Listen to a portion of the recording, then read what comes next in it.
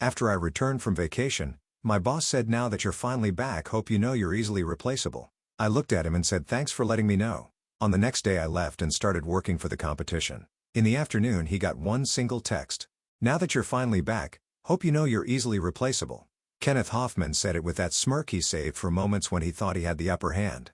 I just walked into North Peak Engineering's main office after a week's vacation in Colorado Springs, and those were the first words out of his mouth. Not "welcome back" or "how was your trip?" Just that. "My name's Adam. I'm 49 and I'd been working government contracts for North Peak for 12 years. 12 years of clearances, relationships and deals that kept the lights on. But Kenneth saw me as just another engineer in a cheap suit." "Thanks for letting me know," I said, setting my briefcase down by my desk. He laughed like he'd made some brilliant joke and walked back to his corner office. I watched him through the glass partition, adjusting his tie and checking his reflection in his computer screen. Kenneth had been my boss for 3 years, ever since the company restructured. Before that, I'd reported directly to the CEO, Jonathan Rivers. Things were different then. I sat down and pulled up my emails. 47 messages about the Henderson defense contract, the one Kenneth had been bragging about for months, telling everyone how he'd landed the big fish. The $25 million fish that I'd spent 6 months nurturing through procurement channels he didn't even know existed. The phone rang. "Colonel Patricia Barnes from the Department of Defense. Adam, good to have you back. We need to discuss the timeline adjustments for Phase 2. "Of course, Colonel. Let me pull up the specifications."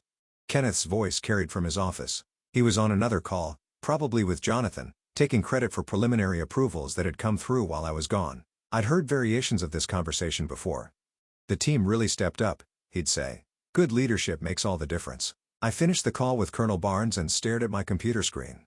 The cursor blinked in the search field of a job site I'd bookmarked months ago, but never used. My finger hovered over the mouse. 12 years.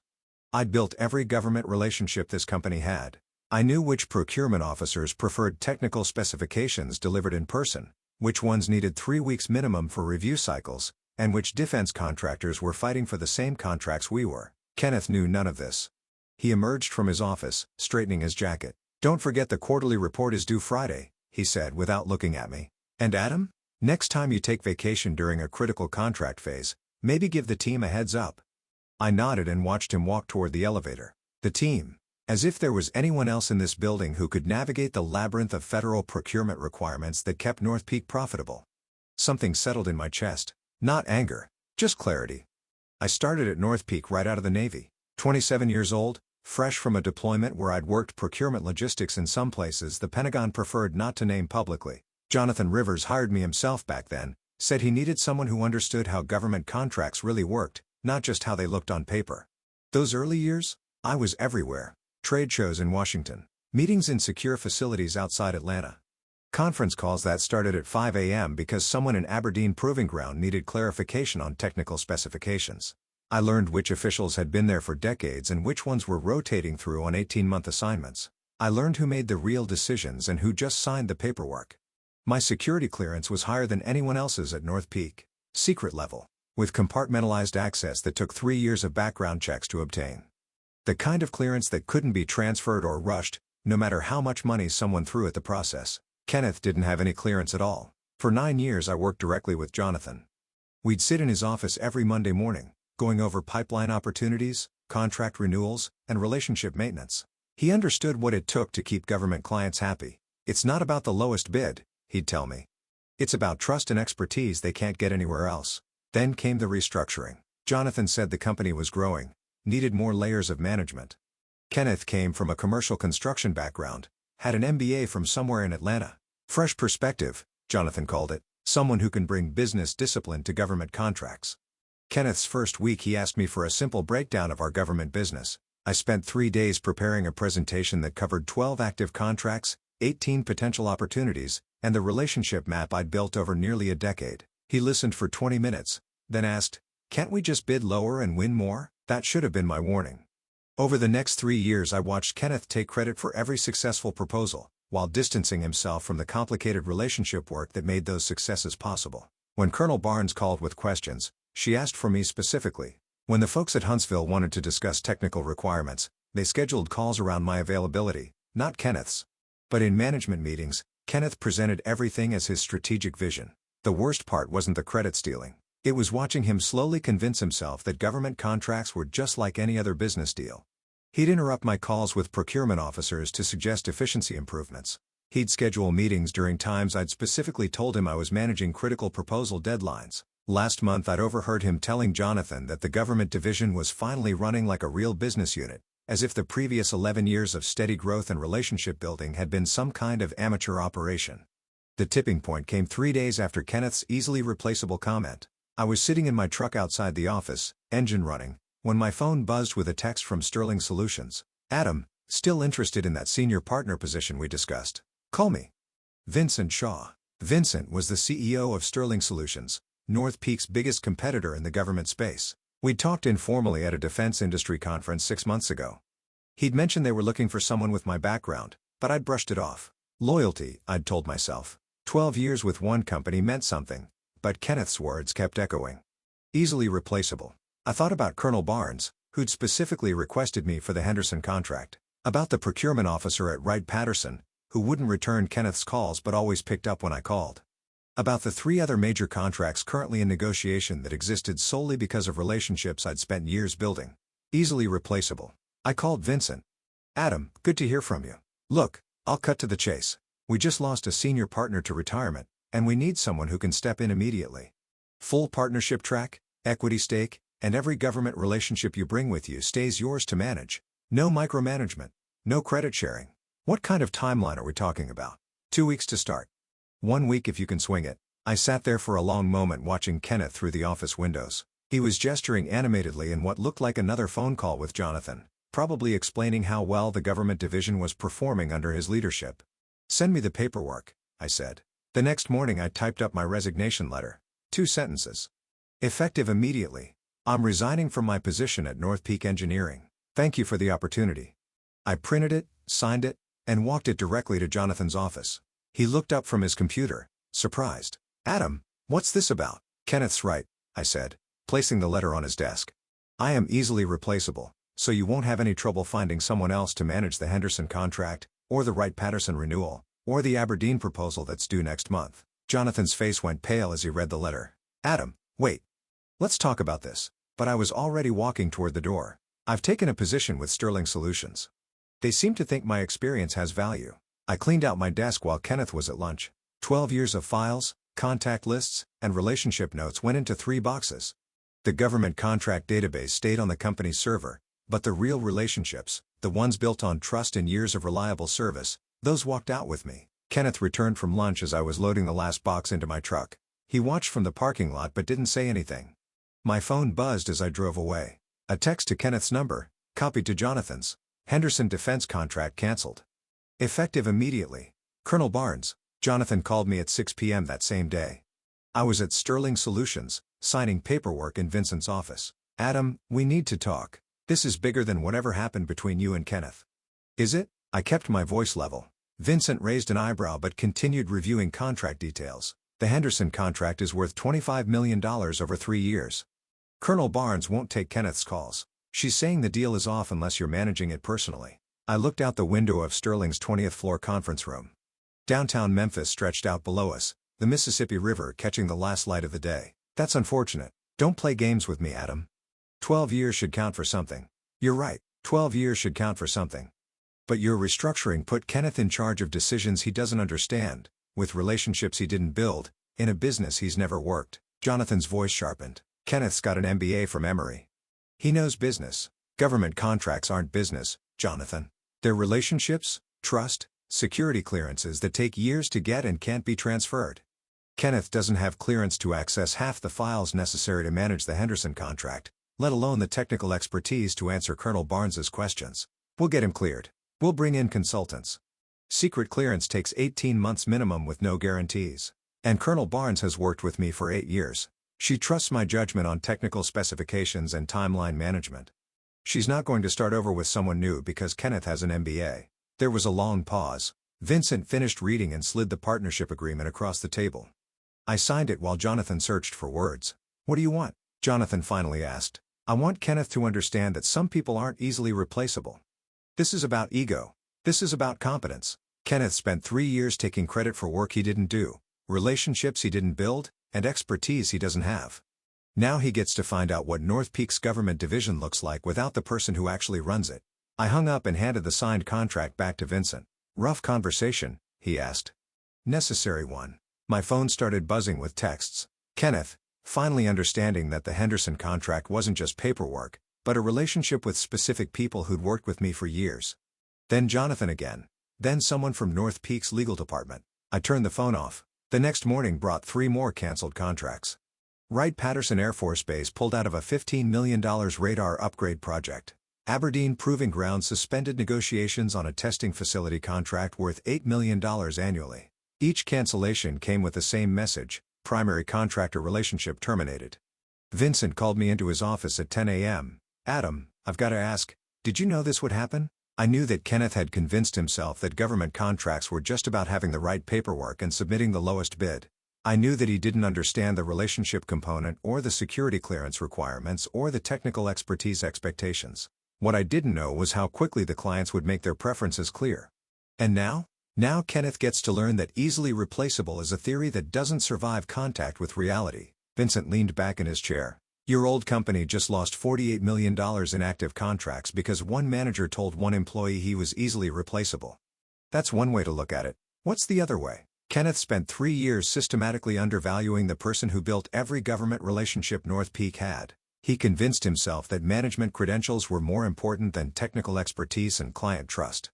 Now he's finding out what those relationships were actually worth. By noon, my phone had 17 missed calls from North Peak numbers. Vincent and I were reviewing Sterling's current government contract portfolio when my personal phone rang. Unknown number, but I recognized the area code. "Memphis. This is Adam." "Adam, this is Patricia Barnes. I wanted to call you directly." "Colonel Barnes." I stepped out of Vincent's office and walked to the conference room. "Colonel, good to hear from you. I'm calling because Jonathan Rivers has been trying to reach me for 2 days and I think there's some confusion about the Henderson contract situation." I sat down and looked out at the Memphis skyline. "What kind of confusion?" "Mr. Rivers seems to think this is a negotiation, that North Peak can somehow maintain the contract with different personnel. I wanted to make it clear that's not the case."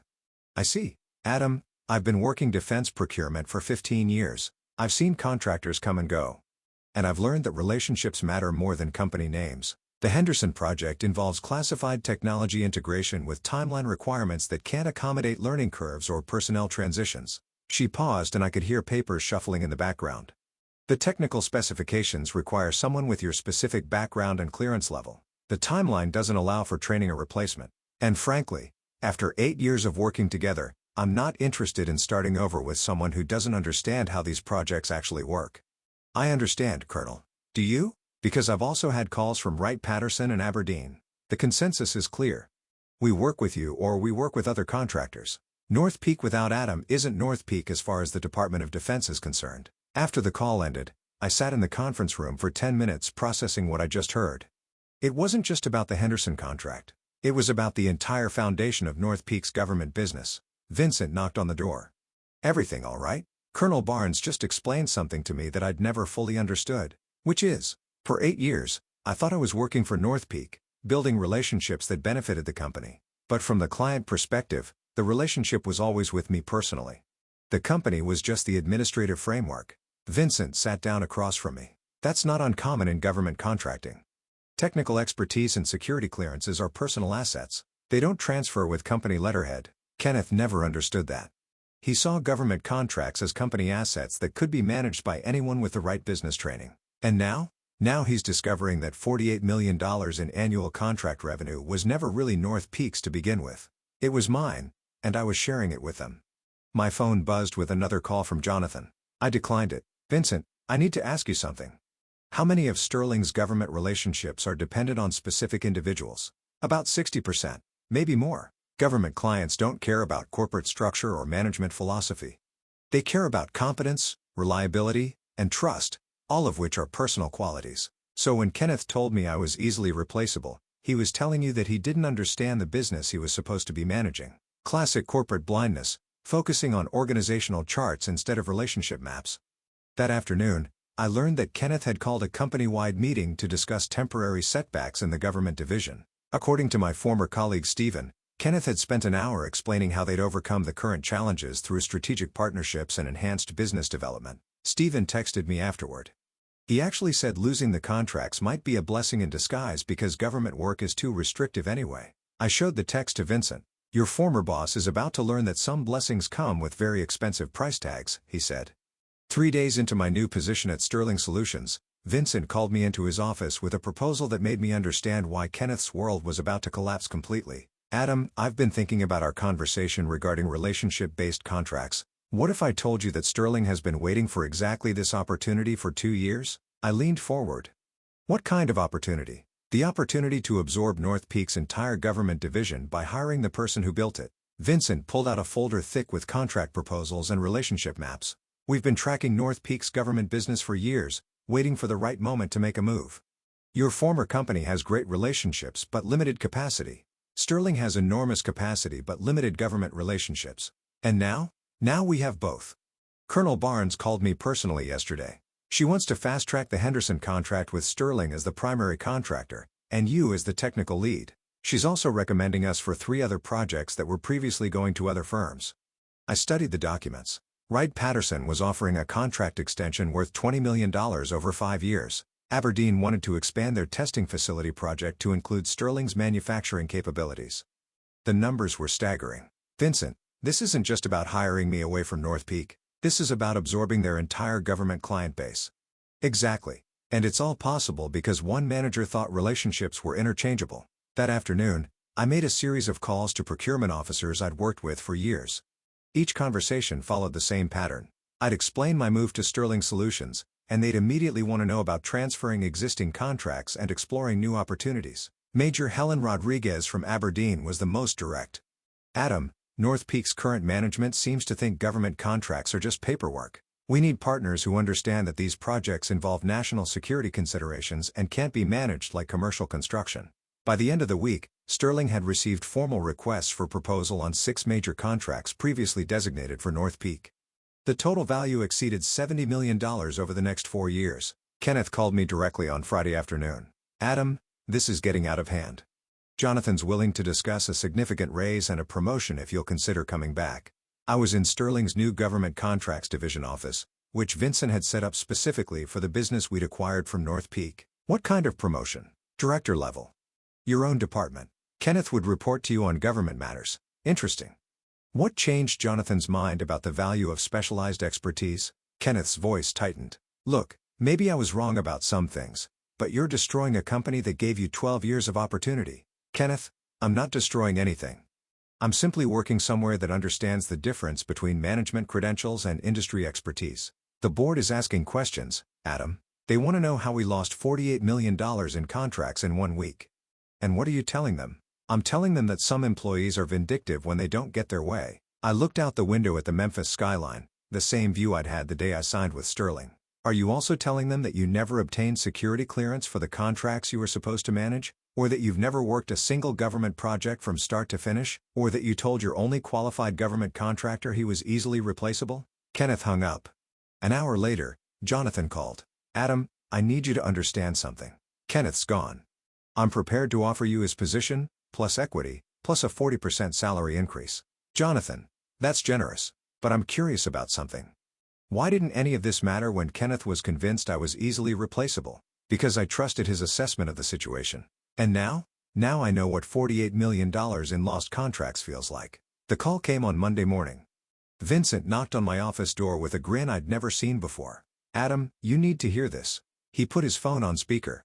Jonathan Rivers' voice filled the room, tight with barely controlled panic. Vincent, I'm calling to discuss a partnership opportunity between Sterling and North Peak. What kind of partnership, Jonathan? We want to subcontract our government division to Sterling. Sterling would handle all government contracts and North Peak would focus on commercial projects. Vincent looked at me and raised an eyebrow. That's an interesting proposal. What would that arrangement look like? Sterling would take over all existing government contracts and relationships. North Peak would provide administrative support and facility access. Revenue would be split 60-40 in Sterling's favor. I leaned forward and spoke into the phone. Hello, Jonathan. The silence stretched for nearly 10 seconds. Adam, I should have known you'd be part of this conversation. Actually, Jonathan, I am this conversation. Every government relationship you're trying to license to Sterling belongs to me personally. The clients made that very clear. Adam, be reasonable. North Peak invested 12 years in your development. and Kenneth spent 3 years explaining how easily replaceable that investment was. Turns out he was wrong. Vincent took over. Jonathan, here's our counteroffer. Sterling Solutions will consider acquiring North Peak's government division assets, office space, equipment, and administrative staff for fair market value. All contracts and client relationships stay with Adam and Sterling. That would eliminate our entire government division. Yes, I said, it would. Just like Kenneth eliminated it last week when he told me I was easily replaceable. The board is meeting this afternoon, Adam. They're going to want explanations. Tell them the truth, Jonathan. Tell them that Kenneth managed to lose $48 million in annual revenue by insulting the one person who actually generated it. Tell them that easily replaceable was the most expensive 11 words in North Peak's history. Jonathan's voice cracked slightly. What do you want, Adam? I want Kenneth to understand what easily replaceable actually means.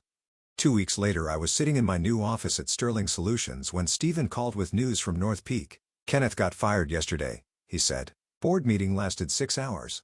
Jonathan's taking direct control of what's left of the government division, but there's nothing left to control. What about the other employees? Most of the administrative staff transferred to Sterling with the asset acquisition. Engineering is focusing entirely on commercial projects now.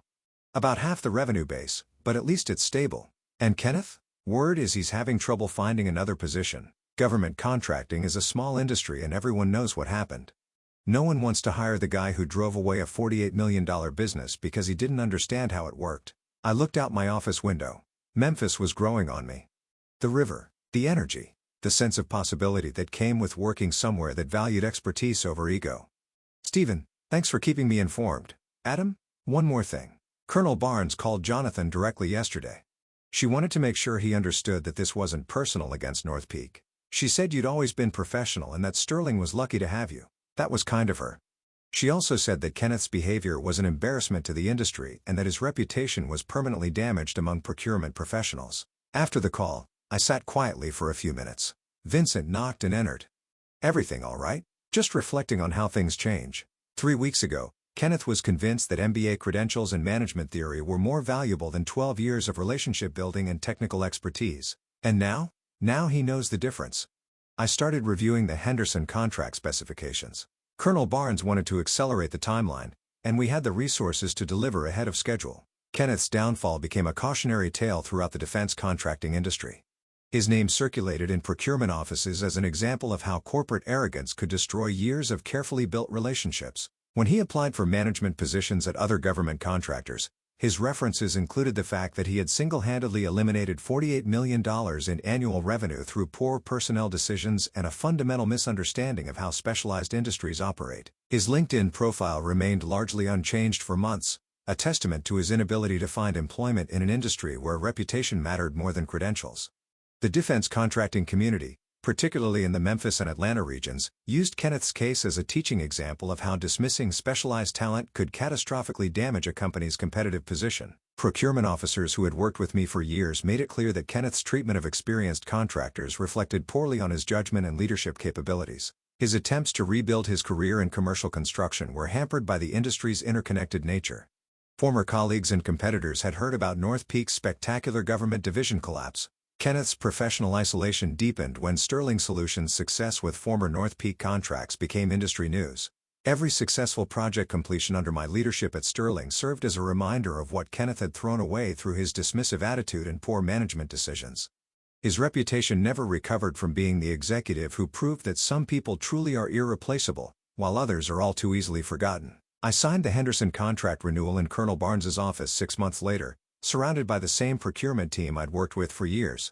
Sometimes the most valuable lesson is learning that respect earned through competence and dedication always outlasts the authority that comes from a corner office and an expensive degree.